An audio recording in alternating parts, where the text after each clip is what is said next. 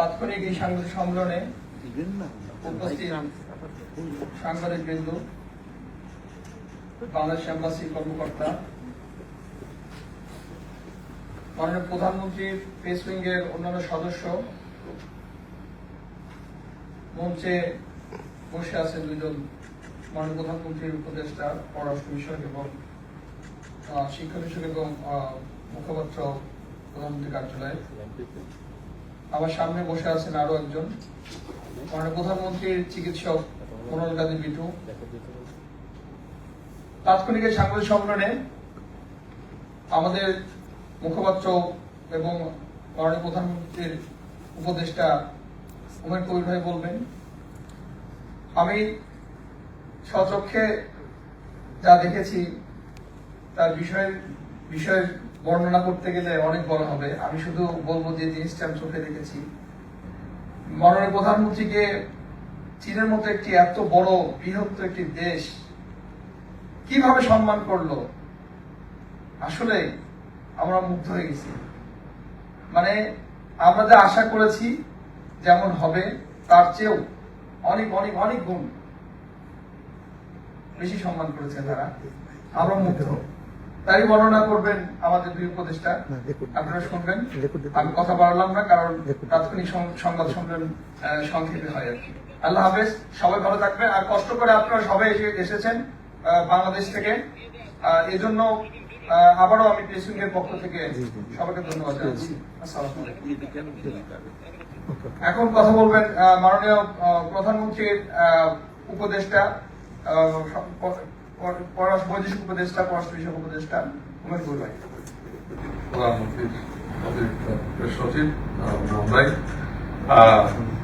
জনাব মাননীয় প্রধানমন্ত্রীর কার্যালয়ের মুখপাত্র ডক্টর মাতি আমিন সহ প্রেস টিমের আমাদের সহকর্মীরা এবং সামনে উপস্থিত সাংবাদিক, আসসালামু আলাইকুম।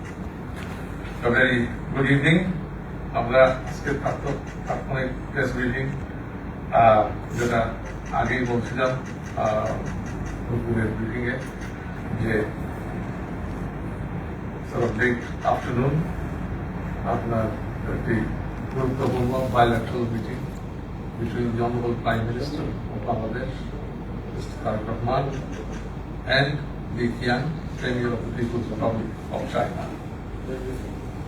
দ্বিপাক্ষিক বৈঠকে লি কিয়াং বাংলাদেশ গণপ্রজাতন্ত্রী বাংলাদেশ সরকারের মাননীয় প্রধানমন্ত্রী উদ্দেশ্যে উনি ফার্ম সাপোর্ট এবং বলেছেন যে প্রাইম মিনিস্টার তারেক রহমানের লিডারশিপ এবং গভর্নেন্সের প্রতি পিপলস রিপাবলিক অফ চায়নার ফুল সাপোর্ট ওনার প্রতি আছে। They are very much hopeful that under the leadership of Prime Minister Tareq Rahman, the relations will propel to new heights.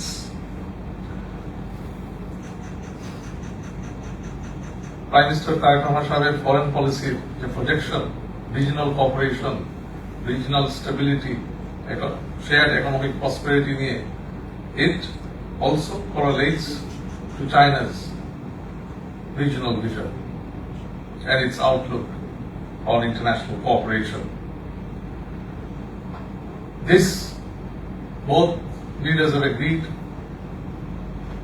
that this will be a new dawn in Bangladesh-China relations, and a comprehensive partnership, strategic partnership will be formed, whereby trade, investment, education, culture, cooperation in all spheres of and sectors across the board will be sort of entailed in this comprehensive partnership. China welcomes in this meeting China's Premier Mananiya Li Qiang বলছেন যে China welcomes Bangladesh's application for regional comprehensive economic partnership. I said that a 15-nation bloc that eliminates 90% of tariffs, creates unified supply chain across Asia Pacific. It is a vital benefit when we graduate from the least development countries that are extension under JSC for another 3 years. So we have to graduate from it. So this membership of RCEP will provide a great shield for our economic sustainability and access to a large market.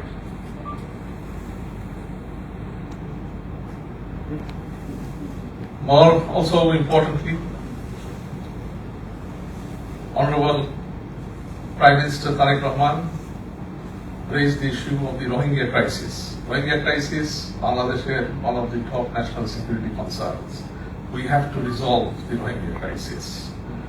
The sovereignty of Bangladesh, the government of Tariq Rahman will never compromise the soil of Bangladesh. It will always take a strong foreign policy security stand against that.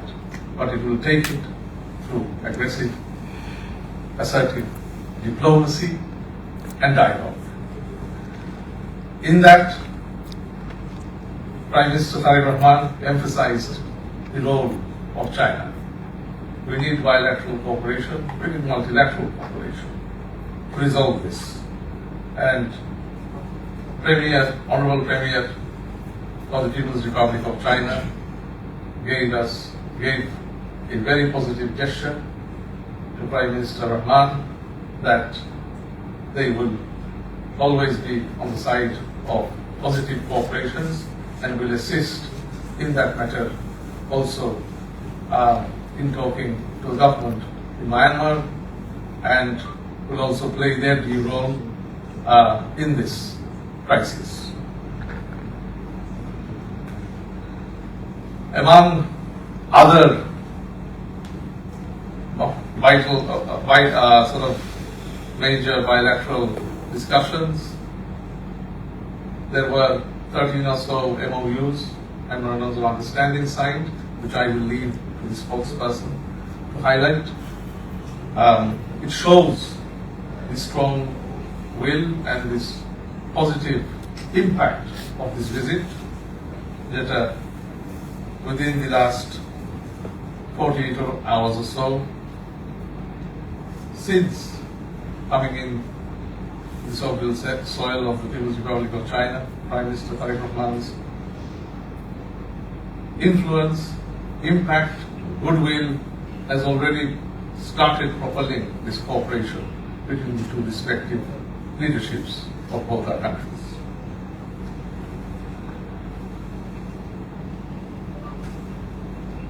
So, and amongst other projects, also the Premier has positively responded to Honorable Prime Minister Tariq Rahman's call to establish a China-Bangladesh Friendship Hospital, amongst other projects. So, in summary, যেটা আমি আপনাদের সাথে share করতে চাচ্ছি, that this visit will not only be historic, but it will be a moving relationship that takes Bangladesh-China relations to a new comprehensive relationship and new heights that will be based on mutual respect and the fact that the World Economic Forum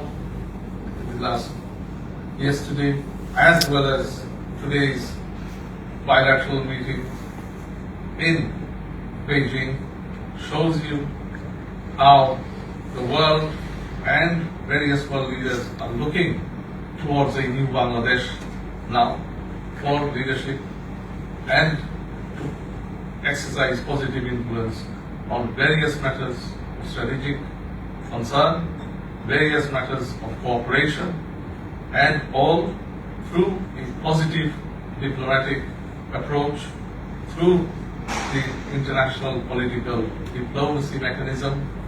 And Honorable Tariq Rahman, our Prime Minister of the People's Republic of Bangladesh, is viewed as an influencer who will influence Bangladesh and regional relations for the good and build that cooperation to provide the stability and progress that is desired by peoples of countries within the South and Southeast Asia region.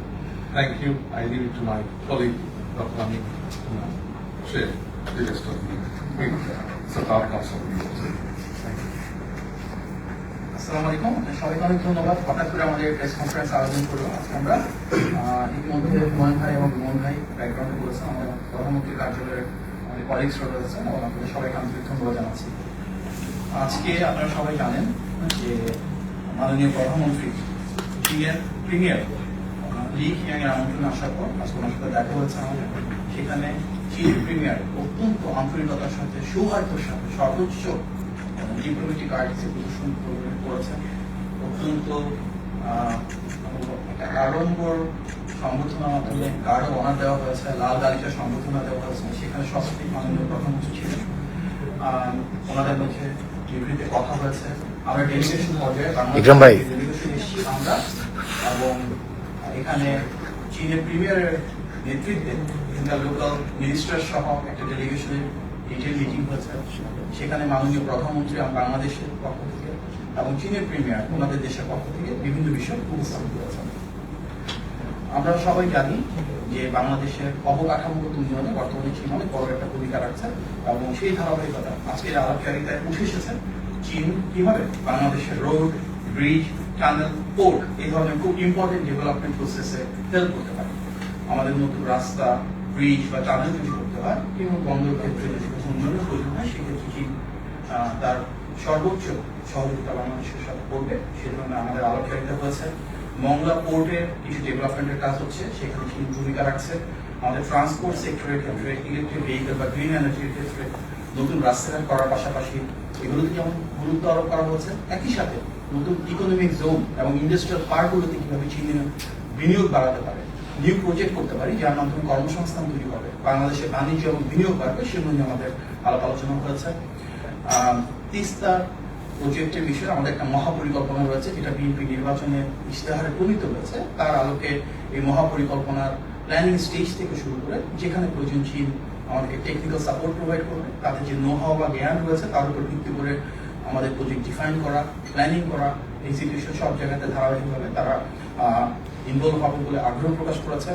Joint feasibility study করাটা খুব প্রয়োজন। এত বড় একটা প্রজেক্টের সেই joint feasibility স্টাডির ক্ষেত্রে বাংলাদেশের সাথে চীন কাজ করতে চায়, এবং টোটাল ওয়াটার রিসোর্স ম্যানেজমেন্টে ড্রেনেজ সিস্টেমে যে এক্সপার্টিজ এখানে রয়েছে সেটি বাংলাদেশের মতো নদীমাতৃক দেশে কাজে লাগানো সম্ভব। দুই দেশেরই সরকার প্রধান এই বিষয়ে ঐক্যমত্য পোষণ করেছেন। বাংলাদেশের সবচেয়ে বড় ট্রেডিং পার্টনার চীন। আমাদের একটা বড় সুযোগ রয়েছে, কারণ একদিকে যেমন সবচেয়ে বড় ট্রেডিং পার্টনার, একই সাথে আমাদের বাংলাদেশ থেকে চীনে যে পরিমাণ রপ্তানি হয়, চীন থেকে বাংলাদেশের রপ্তানি হয় তার সাথে অনেক বেশি।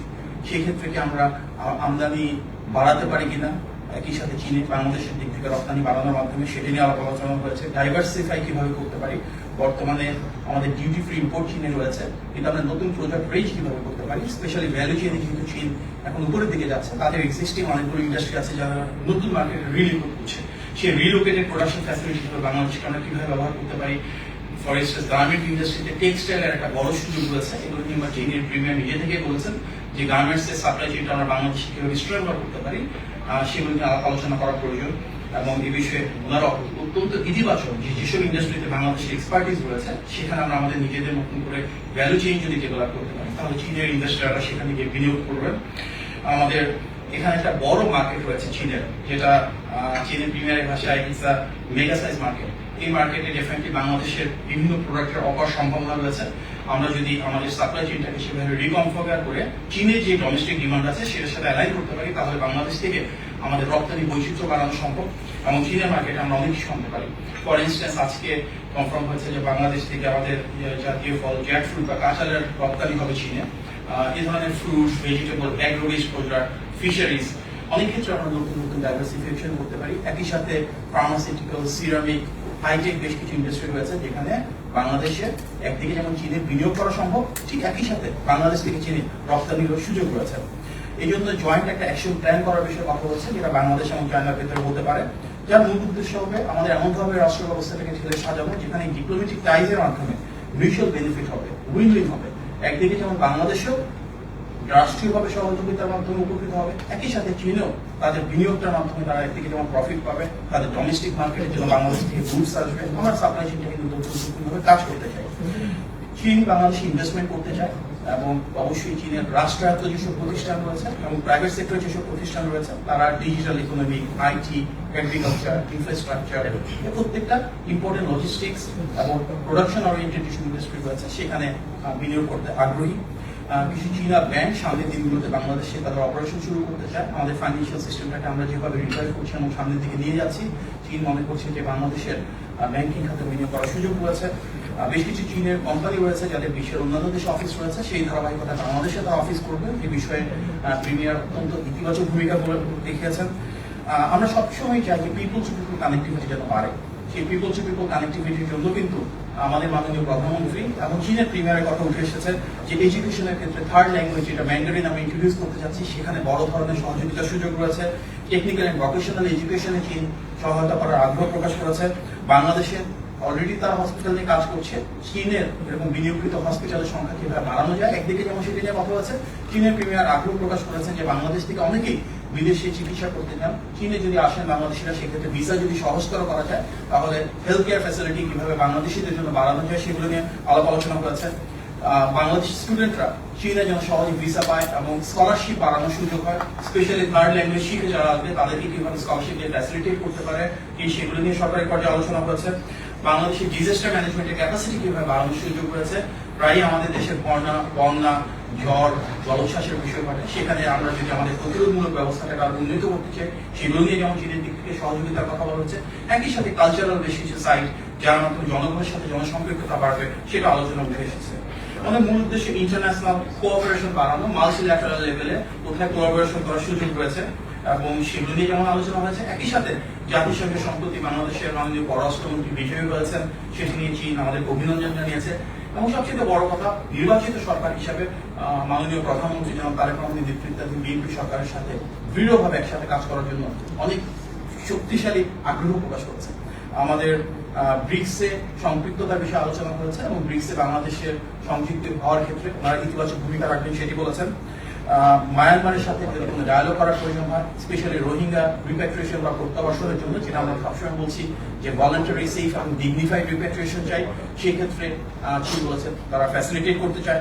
এবং রিজিনাল স্টেবিলিটি ধরে রেখে বাংলাদেশে যেহেতু একটা গণতান্ত্রিক সরকার জনগণের ভোটে নির্বাচিত হয়ে এসছে, চীন মনে করছে যে আমরা যথেষ্ট স্টেবিলিটির মাধ্যমে আমাদের অর্থনৈতিক এবং উন্নয়নের অগ্রযাত্রাকে সামনের দিকে এগিয়ে নিয়ে যেতে পারবো এবং সেখানে একটা স্ট্র্যাটেজিক পার্টনার হিসেবে ওনারা ভূমিকা রাখতে চান, যার উপকার বোথ দ্য কান্ট্রিজের সাধারণ জনগণ জন্য পায়। সুতরাং একটি স্ট্র্যাটেজিক পার্টনার হিসেবে চীন আগামী দিনে গণতান্ত্রিক বাংলাদেশ সরকারের জনগণের ক্ষমতায়ন নিয়ে বর্তমানে যে সরকার রয়েছে মাননীয় প্রধানমন্ত্রী জনাব তারেক রহমানের নেতৃত্বে সেখানে একসাথে কাজ করতে চাচ্ছেন আমাদের ন্যাশনাল প্রায়োরিটির উপর ভিত্তি করে।